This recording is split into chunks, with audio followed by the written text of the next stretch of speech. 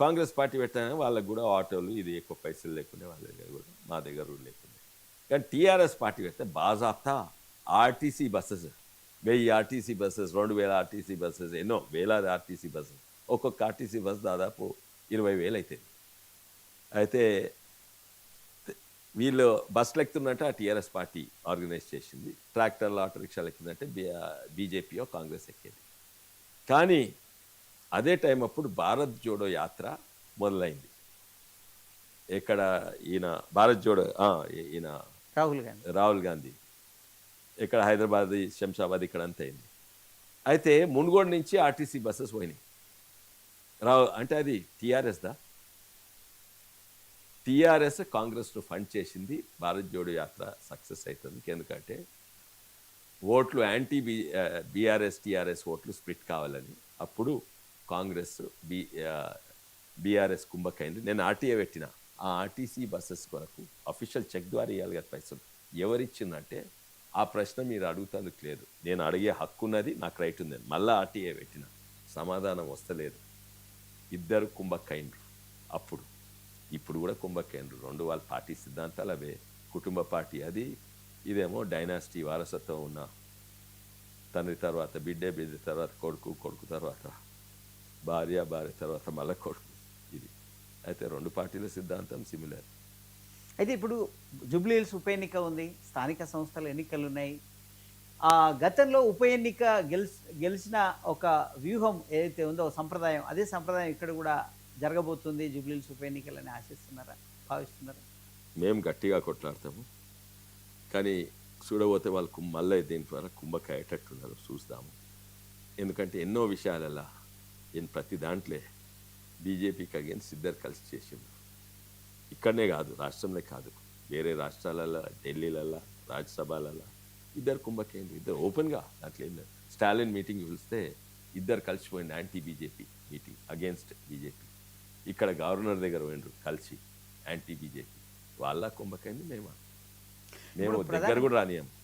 ప్రధానంగా ఇప్పుడు ఉపరాష్ట్రపతి ఎన్నిక విషయంలోకి వస్తే కొత్తగా మళ్ళీ రాజ్యాంగం అనే రాజ్యాంగ నిపుణుడు అనే అంశాన్ని తెర మీద తెస్తున్నారు. రాజ్యాంగ పరిరక్షణ కోసమే ఉపరాష్ట్రపతి అభ్యర్థిని సుదర్శన్ రెడ్డిని పెట్టాం, జస్టిస్ సుదర్శన్ రెడ్డిని అనే అంశాన్ని చర్చకు తీసుకొస్తున్నారు.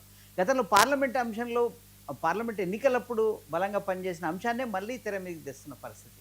ఇప్పుడు ఎట్లా ఉండబోతుంది మీకు ఈ పరిణామం? జస్టిస్ సుదర్శన్ రెడ్డి గారు మాకు దగ్గర పరిచయం. ఫ్యామిలీకి, మా నాయనకు. నేను కూడా ఎన్నోసార్లు కలుస్తుంటాను. బీజేపీలో వచ్చినాక కూడా ఎన్నోసార్లు కలుస్తున్నాను. కానీ వారికి అగేన్స్ట్ ఓటే వేస్తారు చాలామంది. సుదర్శన్ రెడ్డి గారిని చూసి కాదు, సుదర్శన్ రెడ్డి గారిని చూసి ఓటేసేటోళ్ళు వెనుక రాహుల్ గాంధీని చూసి ఓటు ఇక్కడేస్తారు. తల వంచుకోవాలి. రాజ్యాంగం వాళ్ళు పట్టుకునే హక్కున్నది. ఎమర్జెన్సీ పెట్టిన వాళ్ళు, ఎమర్జెన్సీ పెట్టి యుద్ధాలు చేసి, ఎమర్జెన్సీ పెట్టి పాలిటిక్స్ చేసిన వాళ్ళకి హక్కున్నది. రాజ్యాంగం తుంగల తొక్కింది వాళ్ళు. రాజ్యాంగం దాదాపు 100 సార్లు అమెండ్మెంట్ చేసింది వాళ్ళు.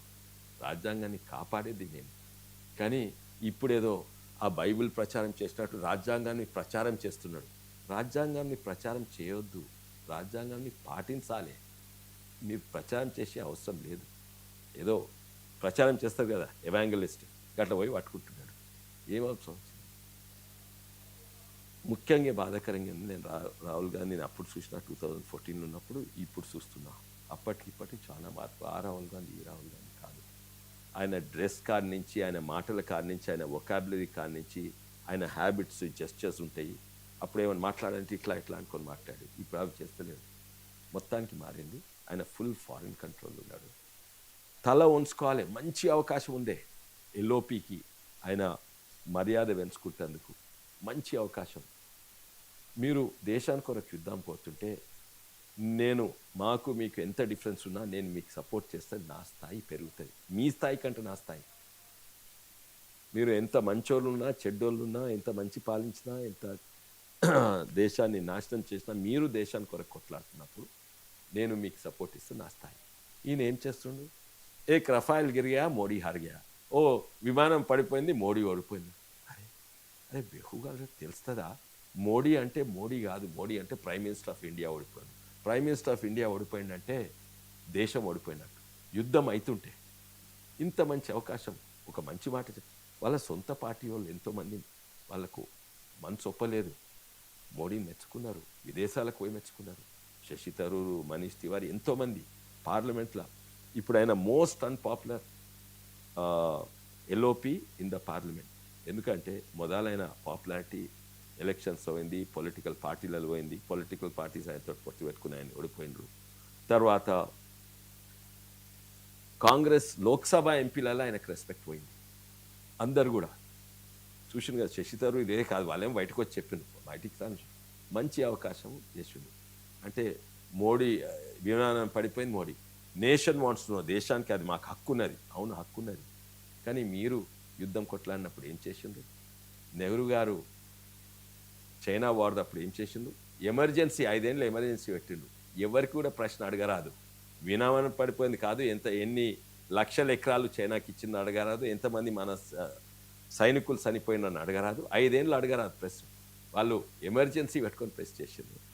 ఇది బంగ్లాదేశ్ వారప్పుడు ఈమె పొలిటికల్ ఎమర్జెన్సీ కాదు, నేషనల్ సెక్యూరిటీ ఎమర్జెన్సీ పెట్టి యుద్ధం చేసింది. ఒక్క ప్రశ్న అడగరాదు. ఇప్పుడు ఏమో యుద్ధం అవుతుంటే పడ్డదా నేషన్ డస్ నాట్ వాంట్, మాకు మన విమానం పడిపోయిందా కాదు, పాకిస్తాన్ ఓడిపోయిందా,